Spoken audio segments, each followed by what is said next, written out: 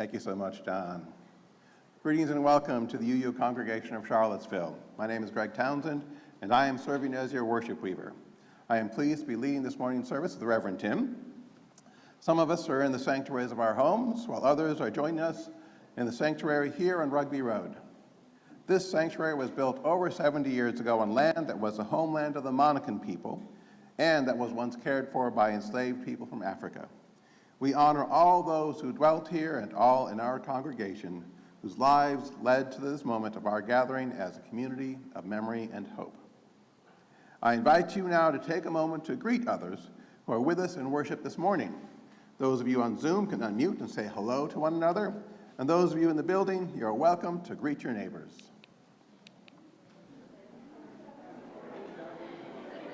Hello, everybody. Good morning, everyone. Good morning. Good morning, everybody. Good morning. Good morning. Hi, Patty. So nice to see you. Thank you. It's nice to be able to be seen. Yes. Hello. Hello. I'm enjoying looking at the church. So nice. Yes, it's nice to see you. Good morning, everyone. Good morning. Hi, Estelle.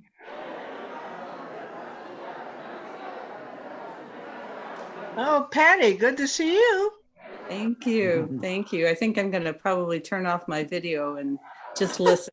Will be Yeah, you Okay. do it. You do it. yeah, but it's Well, good to see everybody. It is good to see you, Patty. Okay, we're Thank you. going to remute It is everybody so on good to Zoom be again. with one another. We are especially happy to welcome our congregation, and we invite you to join us for fellowship in the social hall. Feel free to use one of our red coffee mugs, which are for newcomers to our congregation. We ask that everyone in the sanctuary and throughout the church building keep your high-quality mask in place, covering both your nose and your mouth. A high-quality mask is N95 or KN95. If you don't have one, we can get you one. If you need a sip of water or a breath of fresh air, step outside, then come back and join us. This act of kindness keeps everyone as safe as possible as we continue to navigate life during the ongoing pandemic. We also have seating in the social hall where you can participate in worship by watching a live stream video on a large screen. Families with young children are most welcome in the sanctuary, but if you need a roomier space, the social hall can be a good option. Please do whatever you need to do to feel comfortable as we worship together. Many thanks to all the folks helping us share worship both here and online, our on-site greeters, ushers, and hospitality and logistics team, and special thanks to our AV tech team of Rachel, Sean, and Celia. Supporting well deserved. Supporting the dual platform worship both online and here on Rugby Road. Our thanks to John Mayhood for sharing his gifts of music this morning. Here to greet you from your Board of Trustees is Haley Owens.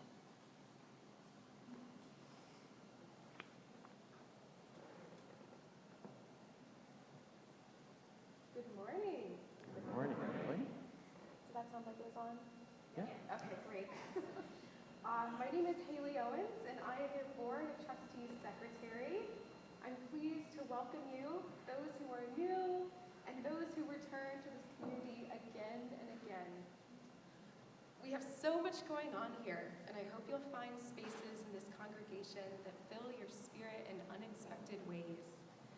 Of course, today is the first day of our new year of youth education programming. It's so exciting to see everybody in the pews.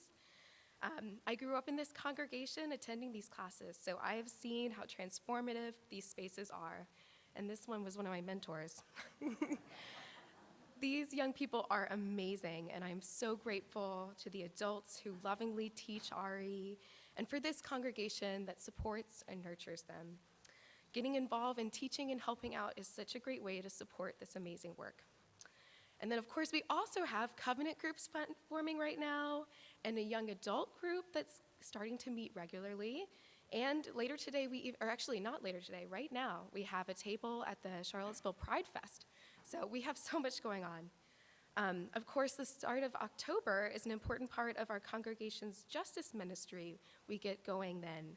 and we're holding small group conversations where we're going to share about the systemic issues that are impacting us and that we'd like to address in the coming year. So if that's something that is exciting to you, stay tuned. That's something that really has fulfilled me in this congregation. So I'll be in and around the social hall after the service, and I welcome any of you that would like to come and tell me about what fulfills you here, or brainstorm together what might be exciting. So thank you very much. Thank you so much, Haley. There are several important announcements. A big thanks to all of you who made our fall auction last night a huge success. We are grateful to the organizers and volunteers, to those who donated items, and to all who attended the auction. If you bid, you'll be informed of your bill via email. If you got an item but did not pick it up last night, it will be available for pickup in the social hall. A good time was had by all, and we raised $3,200.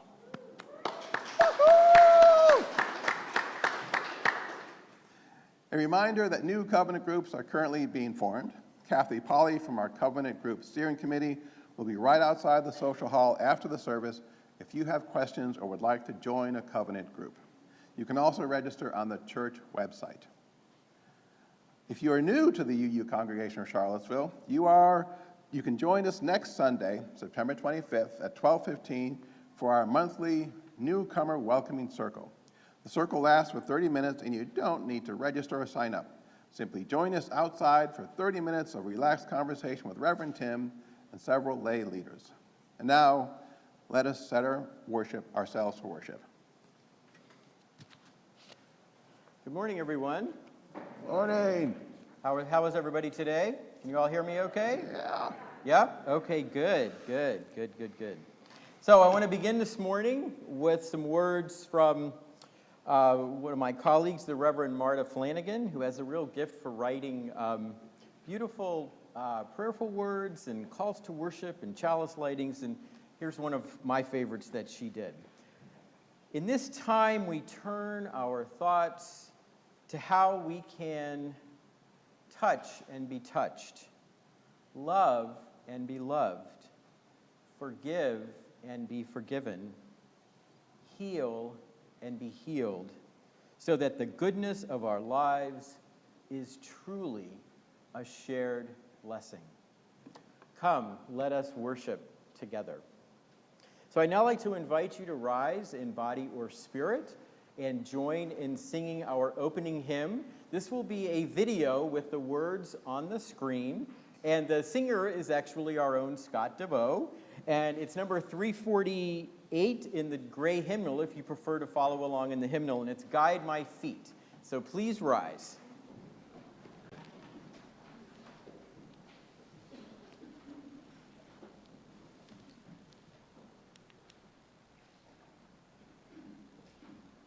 Guide my feet while I run this race. Guide my feet while I run this race. Guide my feet while I run this race. For I don't want to run this race in vain.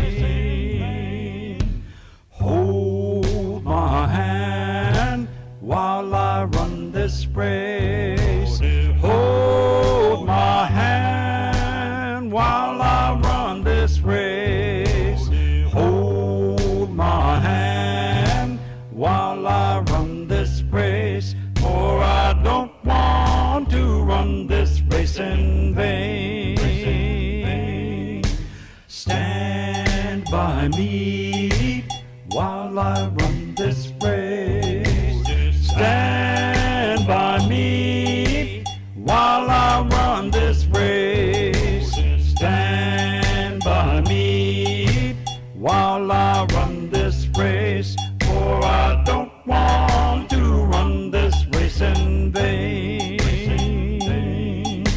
Search my heart while I run this race.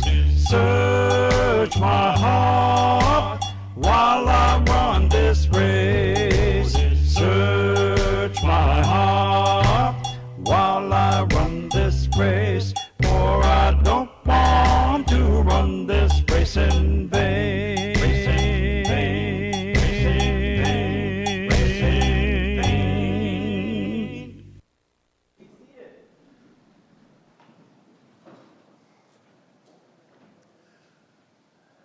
Before we speak our unison words, I offer these chalice lighting words from Gary Kowalski. May unity and peace abide within us. May wholeness and joy touch our hearts. May kindness and compassion fill our universe and reverence fill our days. And may we see the light that shines in all. I just now remember that I forgot to ask someone to be ready to light the chalice, so I'm going to ask Haley if you would be willing to do this. Thank you, Haley. The chalice is actually there. All right. Rachel, can you put up the words of the unison chalice as Haley lights the chalice? We gather this hour as people of faith with joys and sorrows, gifts and needs. We light this beacon of hope, sign of our quest for truth and meaning in celebration of the life we share together. And if we can follow along as we do the hand motions, we light this chalice to celebrate Unitarian Universalism. This is the church of open minds. This is the church of helping hands. This is the church of loving hearts. Thank you, Haley.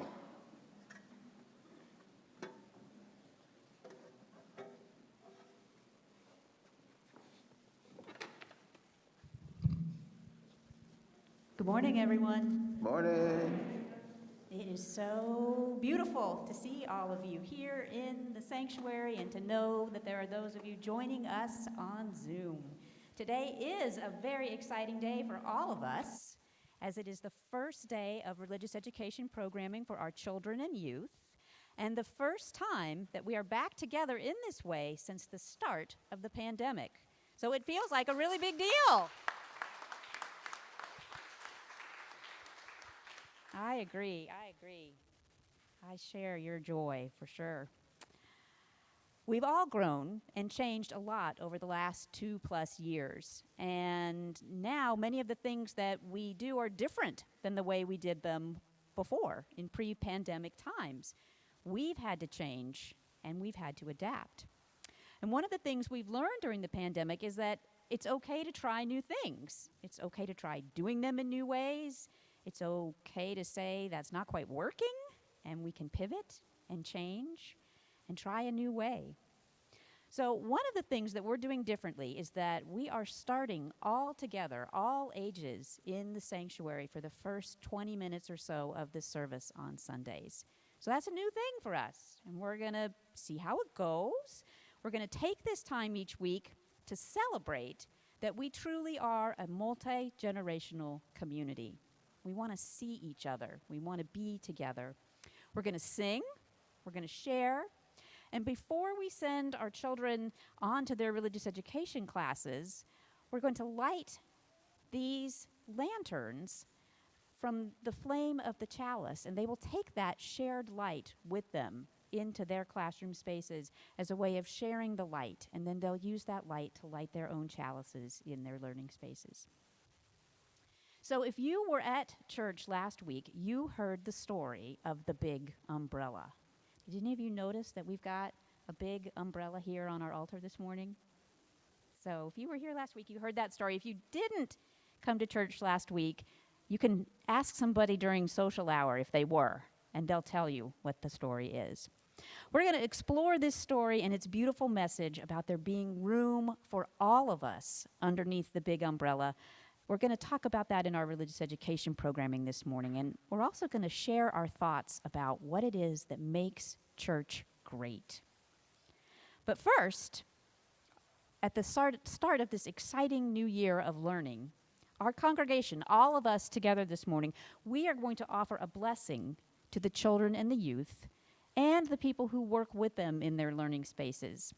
So I'm going to ask all the children and the youth who are in our sanctuary this morning to please come forward now, and if you will gather here on the red rug.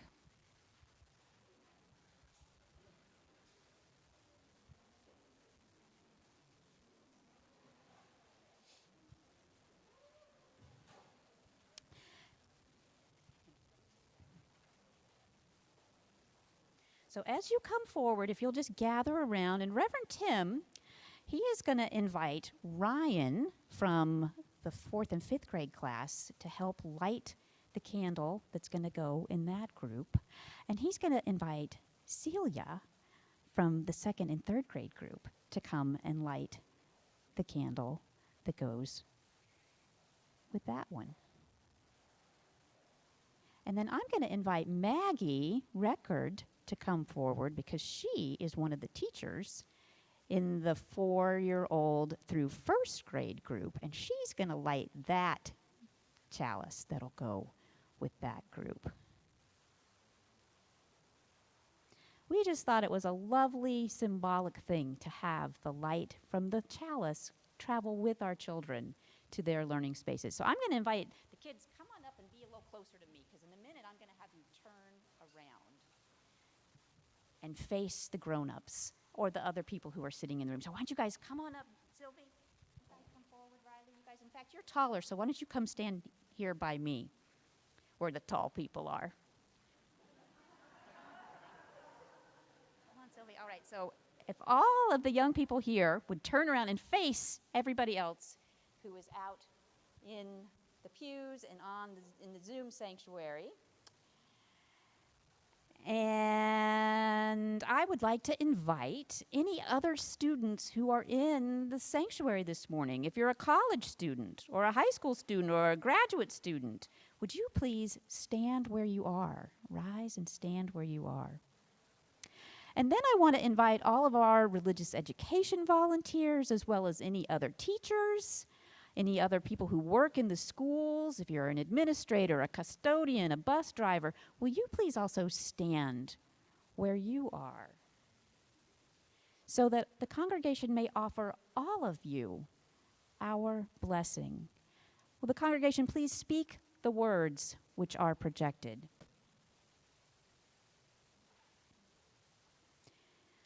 As a new year of learning begins, we offer this blessing to our congregation's children. May your year be full of the joy of learning. May you make new friends, new discoveries, and may you offer kindness to others. To those who are teachers, may you feel inspired, appreciated, and may your love of teaching and your devotion to your students sustain and nourish you. May you know that your work matters and makes a difference. To the bus drivers, custodians, administrators, parents, and caregivers, and all who support our schools and places of learning, may you feel seen, appreciated, and valued for your important work. May you know that your work matters and makes a difference. To all, we offer our love and support at the start of this new year of learning. May it be a year full of fun, learning, and health for us all. Amen and blessed be. Woohoo!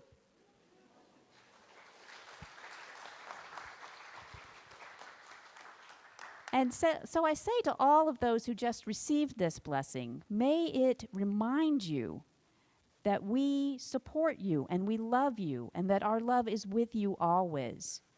And we have a special little something that we're going to give you now. So you all who are up front, you can turn around because you're going to need to face Reverend Tim. He is going to give you something that you can attach to your backpack or your computer bag or your briefcase or your lunch bag, whatever it is that you will see as a daily reminder of your place in this community of love and support. It has on it the image of a big red umbrella over a UU chalice. So if you don't know that story, you'll have to ask one of the young people after church today to tell you. So Reverend Tim is handing them out now to the children, but there are going to be more for anyone in the congregation who would like to have one. He's going to put the basket over near the pebbles and the water, so when you come forward during that time of prayer and meditation, you're invited to take one. Even if you're not a student, even if you're not a teacher, they are for everyone. And now, we are going to sing our young people to their religious education groups with the hymn, As We Leave This Friendly Place. So if you would offer those words via the projector, and John is going to play it through twice.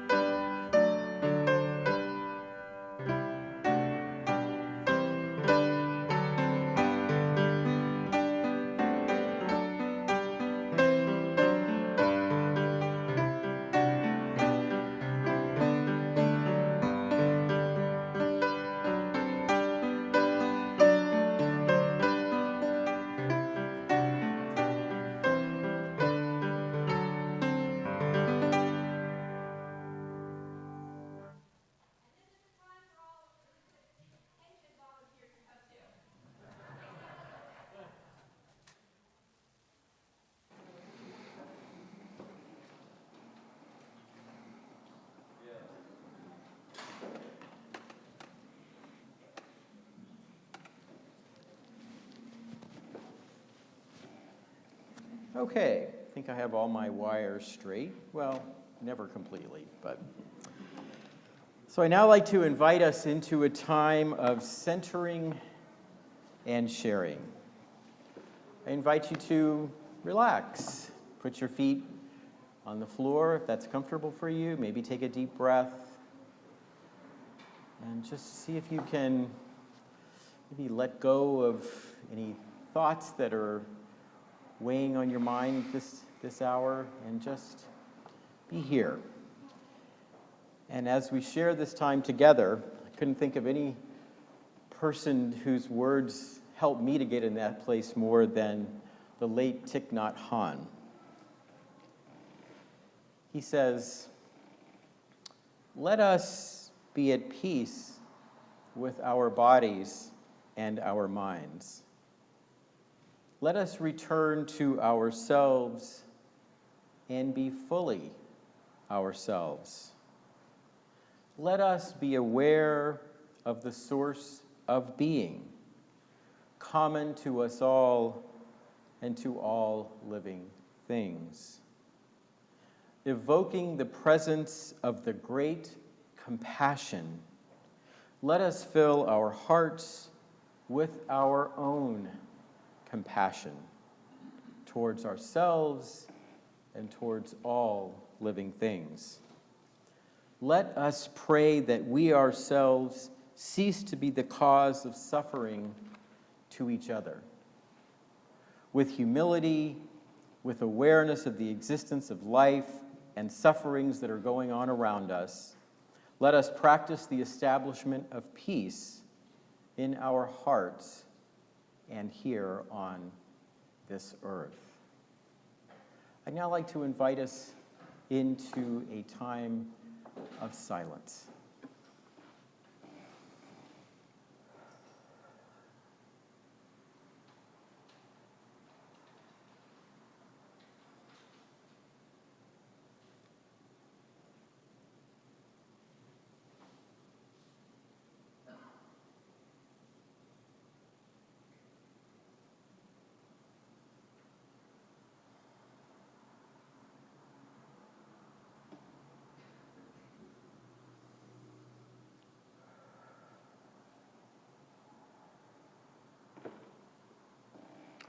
I invite you again to notice how it feels to be in your body. Breathing in, breathing out, breathing in peace, breathing out love. Notice whatever words or prayer may be arising in your own mind or heart right now. Silently acknowledge it, release it, and take in another breath, breathing in love, breathing out peace. Friends, we are part of an interdependent web and a community that cares deeply for one another. Part of how we embody this care is by making time to share the joys and sorrows we hold in our hearts. May we hold this joy as well as the joys and sorrows with us here today, but unspoken. May they be held with compassion in the sanctuary of our hearts. Amen, and blessed be.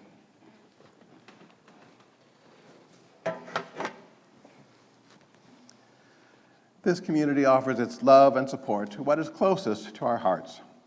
Another way we show our care for one another is in sharing our financial gifts with our community and our congregation. Our monthly social action collection is being taken for impact, and you can make your donation throughout the month of September. We ask that you give generously to support Impact. Rachel, could you show us the slide for giving, please? Each week, we invite everyone to the spiritual practice of generosity by giving to the ministry of our congregation. Through your pledges and with a weekly Sunday morning offering together, we build the future of our congregation and our larger community. This is our shared ministry. From you we receive, and to you we give. During the music which follows, you may choose to make your Sunday morning offering by using the text address or going to our website. Here in the sanctuary, you may bring cash or checks forward. During this musical prayer of thanksgiving, you are invited to share not only financial gifts, but you are also invited to share the joys and sorrows in your hearts. Those on Zoom may put them in the chat box, and those of you at Rugby Road may come forward to place a stone in the water. The stone symbolizes what is in your heart, and the water represents the soothing embrace our caring community offers for your joys and sorrows. You may also leave us a note on the joy and sorrow paper provided here. Reverend Tim will light a candle now for all the joys and sorrows in our hearts this morning. Let us hold one another in a compassionate embrace, and let us dedicate all of the many gifts we share with one another by saying, "We accept your gifts with gratitude. May we use them wisely for the highest good." You may come forward now with your gifts and your prayers.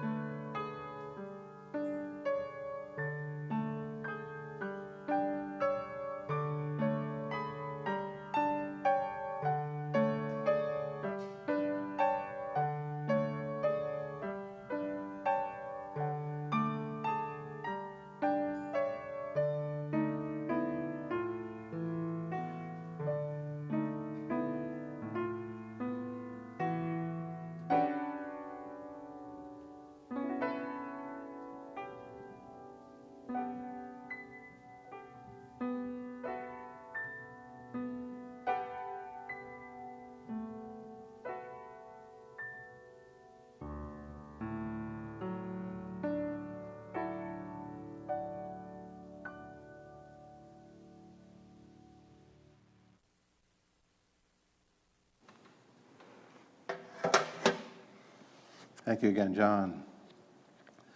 I'll provide a reading from The Task of the Religious Community by Mark Morrison Reed. The central task of the religious community is to unveil the bonds that bind each to all. There is a connectedness, a relationship discovered amid the particulars of our own lives and the lives of others. Once felt, it inspires us to act for justice. It is the church that assures us that we are not struggling for justice on our own, but as members of a larger community.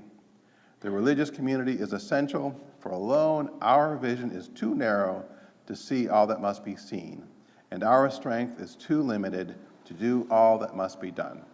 Together, our vision widens and our strength is renewed.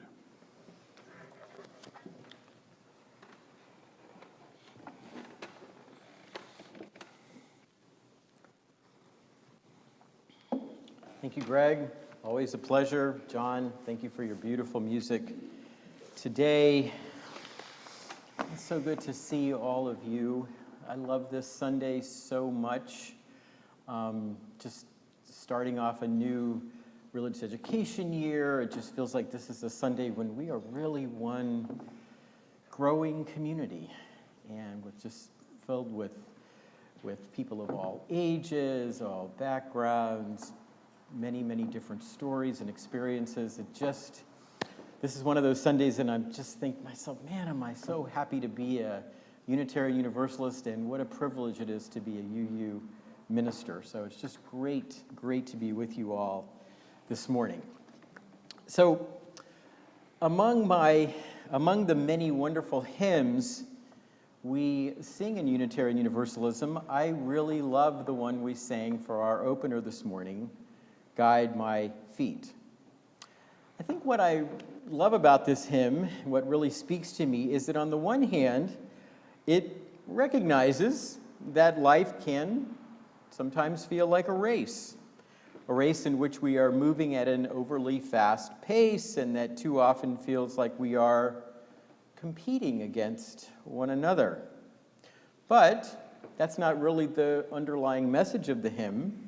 What the hymn powerfully reminds us of is that we are not running this race, we are not journeying alone. We have helping hands and loving hearts supporting us, guiding us, loving us along the way. Now, I don't normally use racing or competition as a metaphor for our spiritual journeys. In fact, I think it's fair to say that I'm usually telling you just the opposite. Slow down, breathe, and not to live our already hectic lives at a faster and faster pace. But I want to begin this morning by telling you a story about a famous race that I think points to something important about our humanity, about our search for truth and meaning, and about our hunger and our need to connect and to belong to a community like this one. So let me start with a question that I'm guessing only applies to those of you who were born maybe 1950 or earlier. How many of you in the sanctuary and on Zoom, wherever you are, on Zoom, remember hearing about the breaking of the 4-minute mile? Any of you remember that? There's a few hands. Yeah, wonderful. I don't personally remember it, but the breaking of the 4-minute mile was a big deal in 1954, and something that long and middle distance runners had been trying to do for a very long time.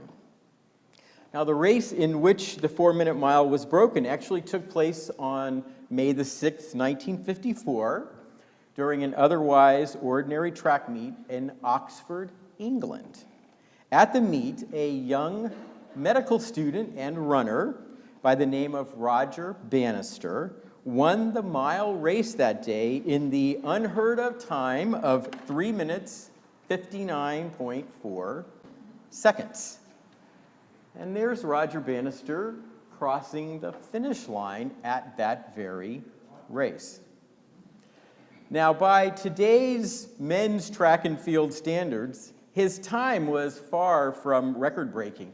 I think, and I didn't actually look it up, but I think the current mile record is like 3:45 or 3:46, something like that. But in the spring of 1954, his 4 laps around that track made Roger Bannister the first person to ever break the 4-minute mile. Now, I first became acquainted with the story of the breaking of the 4-minute mile when I was in college, way back in the 1980s. You see, Roger Bannister came to my college to serve as the keynote speaker at a conference the college was hosting, a conference that was timed to take place on the 30th anniversary of his record-breaking race. A number of other current and former athletes were in attendance, and as Bannister was being introduced, and as the person introducing him was sharing the story of that historic day, there was something about the story that I didn't know that caught my attention. You see, in addition to recognizing Bannister's individual achievement, special mention was made of the help he had received that day from 2 close friends and fellow runners, Chris Brasher and Chris Chataway. And I think we have a picture of the 3 of them running that race together. There they are. You can actually see in that picture that that's Chris Brasher, who is actually leading the race. Bannister is in second, and Chataway is in third. And of course, the other runners in the race, they were already far behind. So now the 2 Chris's, as they were known, had run the record-breaking race, as you see, that day with Bannister. And what they had done that had really not been done much before in track and field is that they had paced him through the first 3 laps so that Roger Bannister could maintain the speed needed to break the record. Now, I would mention that at that conference I attended, Chris Chataway, the smaller fellow who's in 3rd place, he was at the conference that day as well. And as the audience rose to give Bannister a standing ovation at the end of his speech, Chataway stood beside his friend, accepting congratulations for a monumental athletic achievement, which had truly been a team effort. Now, I didn't think much more about Roger Bannister or the breaking of the 4-minute mile until quite a few years later when I read a wonderful book that is probably 25 years old now, but still in print, and that I highly recommend, called The Perfect Mile, written by an author named Neil Bascom. And there's a picture of the cover. I like to sell books. I used to be a bookseller many years ago when I worked in retail, so you're going to get slides of book covers from me a lot. So now this particular book tells the story of Bannister and 2 other runners, not the 2 Chris's, but 2 other milers, John Landy and Wes Santee, all of whom were seeking to become the first person to break this historic mark. Now, while competing on different continents, Landy was Australian, Wes Santee was an American, and possessing different approaches to running, the 3 runners, the 3 men, had one thing in common. Each pursued their dream of breaking the 4-minute mile alone. They basically trained alone, plotted strategy alone, and made their attempts at the record in races, but running just for themselves and alone. They preferred, if you will, to pull themselves up by their own bootstraps, or in this case, track shoes, I guess, rather than relying on the support and teamwork of others. Now, to some extent, their solo or solitary approaches worked. Bannister, Santee, and Landy steadily improved their times, inching closer and closer to that historic 4-minute mark. But as each man neared the historic record, they seemed to hit a wall. No matter how hard they trained or how often they tried, the three runners just couldn't seem to break 4 minutes. Many began to question if the 4-minute barrier was impossible to break, kind of like they used to think the sound barrier was impossible to break. It's just the human body just for some reason can't break through that wall. Roger Bannister was one who began to share those doubts. He feared that his years of training and hard work were not enough and that he might never achieve his goal of breaking the 4-minute mile. Clearly, his journey was at a crossroads. He had to do something different, to try something new. What did he do? He abandoned what I'm calling the Lone Ranger approach that dominated the ethics and thinking of track and field of his day and reached out to others for help. He began to listen to and lean on the wisdom and support of his two friends and fellow runners, the two Chris's. Brasher and Chataway became his companions, his training partners, his guides along the journey. The decision to lean on others for support was the turning point in Roger Bannister's quest to break the 4-minute mile. The results were almost immediate. His training improved as he grew stronger and faster. He also benefited emotionally, and I would even say spiritually. His two friends believed in him. Their confidence and their willingness to put their own time and energy into helping Bannister break the 4-minute mile reinvigorated his own faith and confidence in himself. May the 6th, 1954 is the historic day when Roger Bannister ran the mile in barely under 4 minutes. But I would argue that the record was set long before he crossed the finish line that day, for it was at the moment that Bannister realized he could not make his journey alone that the 4-minute mile was truly broken. By the way, you may not be aware, you may want to know that participating in or watching track and field today, if you watch track and field, Bannister's, Brasher, and Chataway's approach, that's what everybody does now, right? If you watch an elite track and field event, you will almost always see a runner or two tasked with setting the pace for the field. These are called rabbits or pace setters. They're not in the race to win. They're there, like Brasher and Chataway, to help the other runners find a good pace so that they won't have to have run their race in vain. Now, it's interesting to note that after Bannister broke the seemingly impossible barrier of the sub-4-minute mile, not surprisingly, there were critics of his approach, purists, I guess, who criticized his team-oriented approach. Running, and I'm paraphrasing here, they said is an individual pursuit, a solitary endeavor, and everyone should be in it for themselves and in it to win on their own. Now, as you can tell, you're like, why has he told us this really long story about track and field? Well, Roger Bannister's story speaks to me.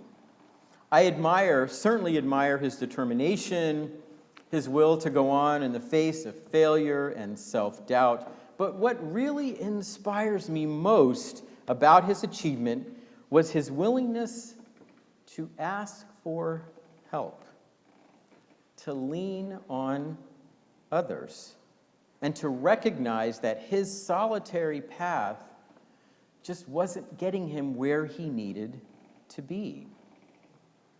Bannister's journey from being an isolated track and field lone ranger to reaching out and leaning on others is, for me, a very spiritual story. And I say this story is deeply spiritual because I believe his journey has something essential to teach us about our own faith journeys, our own spiritual journeys. In fact, I have to say that when I read about Bannister's journey and heard the story, I began to hear echoes of my own spiritual journey and the journeys of, I think, at least a few and probably many Unitarian Universalists. Journeys that take many of us away from the religious traditions of our childhood or youth or early in our adulthood to find a way to seek truth on our own, outside of anything resembling church or synagogue or whatever, or anything that smacks of organized religion. But then, at some point, I think it's fair to say, many of us find ourselves yearning for something more, for some greater sense of community and connection, which leads us to join congregations like this one.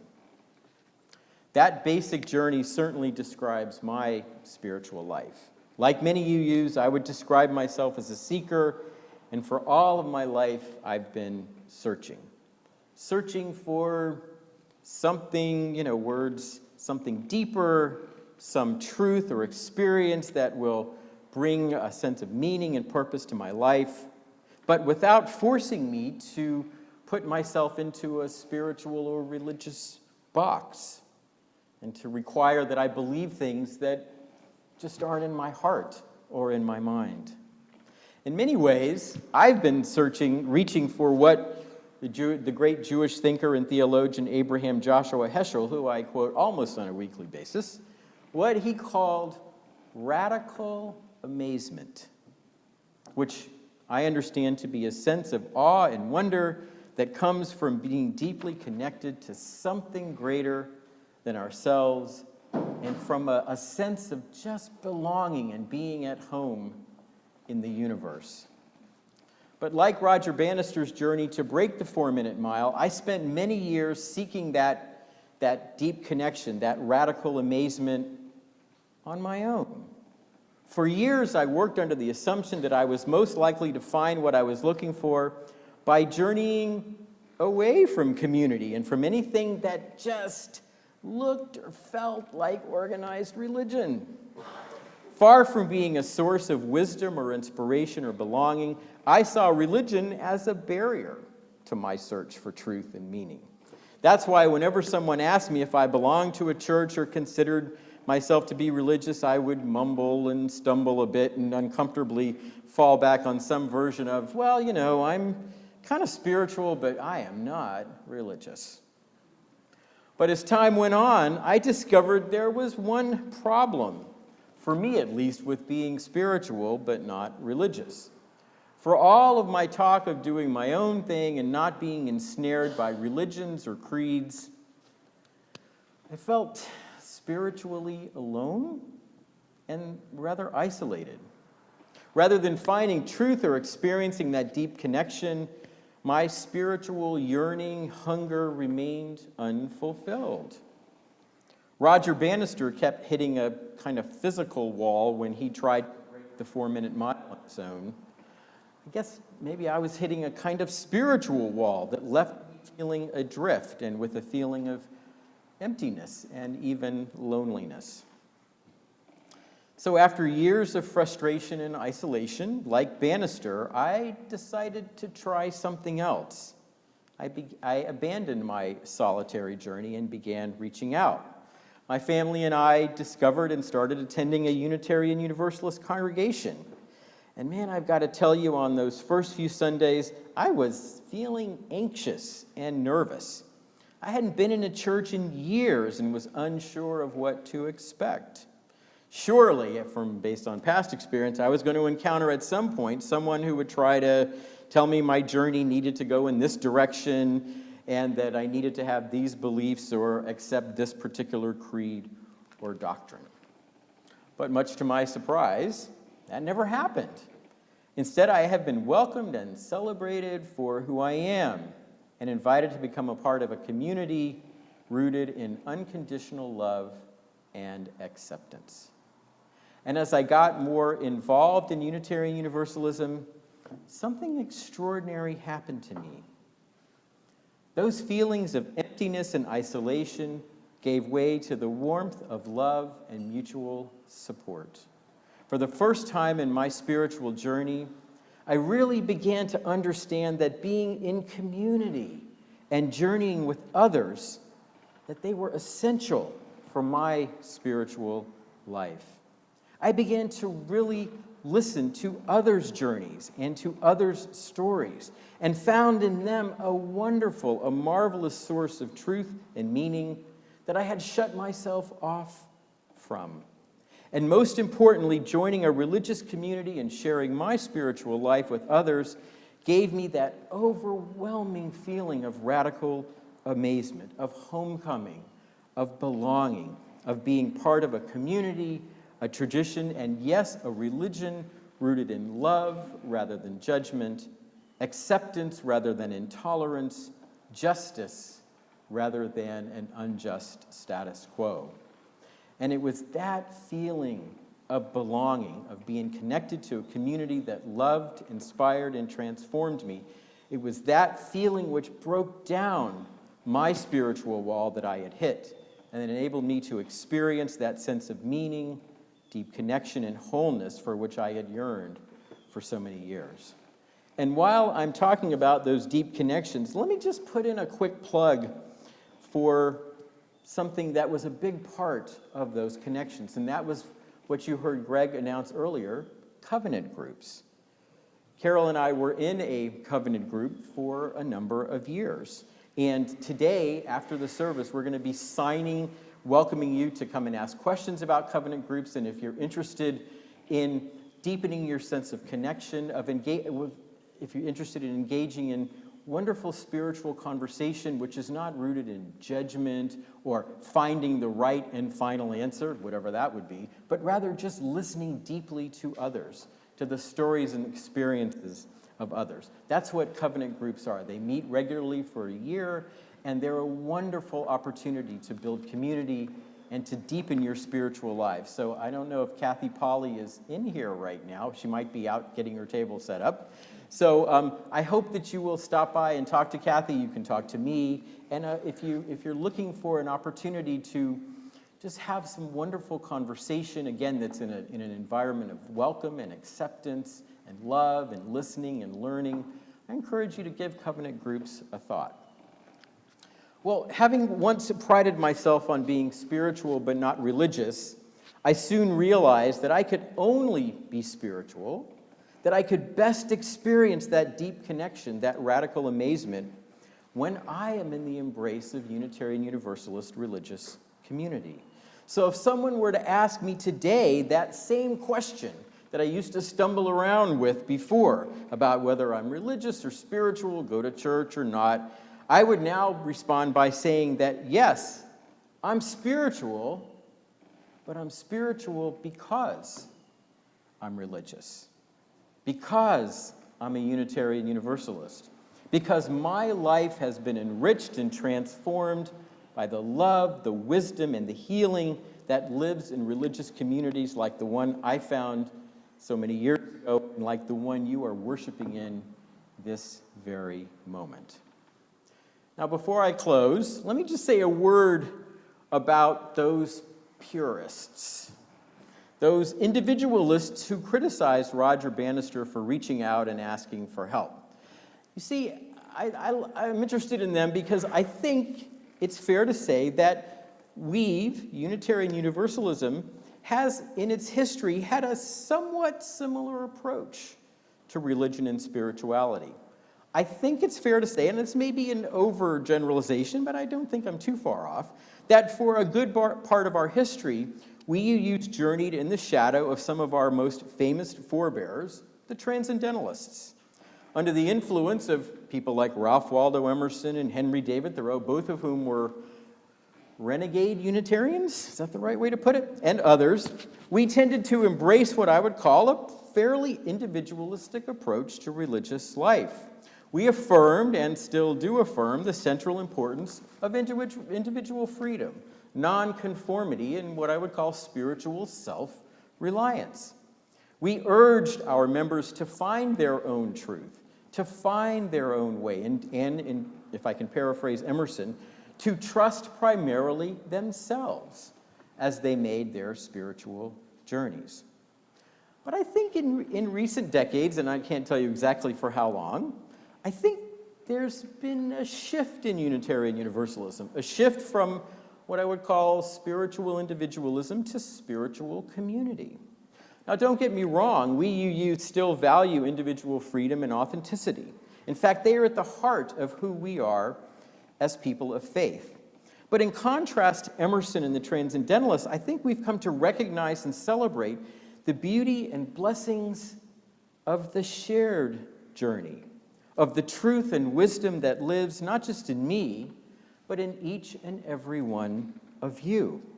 And thanks in part to programs and ministries like covenant groups, we have learned that those deep connections are made and come alive when we share our lives and listen to and love one another.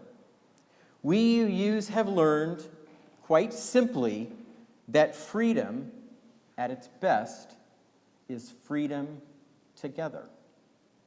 Freedom at its best is freedom together.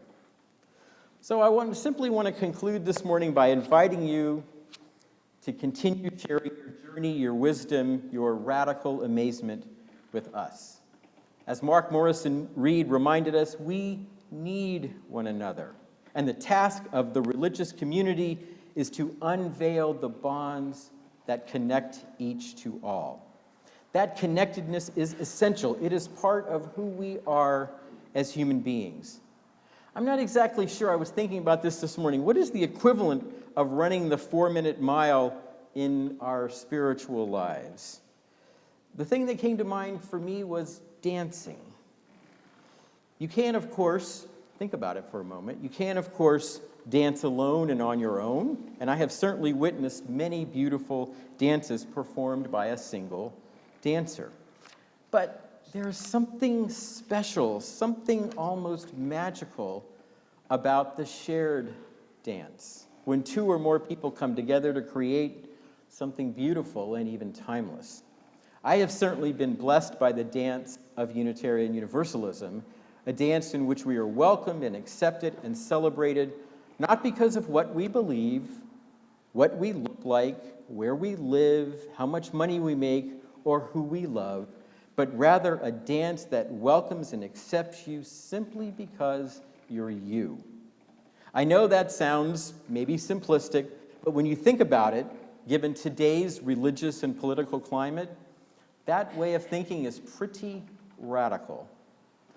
But that's the journey that we need to make, the race we need to run, the dance we need to dance, not only as a church, not only as Unitarian Universalists, but that's the dance I hope, and I think we hope, the whole human family will embrace. Let me just conclude by saying we are so glad that you are here, and so glad that we can love and support one another as we run this marvelous race and dance this wondrous dance together. Thank you so much for listening this morning. Amen, and blessed be. So I'd now like to invite you to rise in body or spirit and join in singing our closing hymn, which will also be a video on the screen with the words. It's one of my really favorite hymns and oftentimes reminds Carol and I of our covenant group or small group ministry experience. It's number 354, Come Sing a Song With Me. Please rise.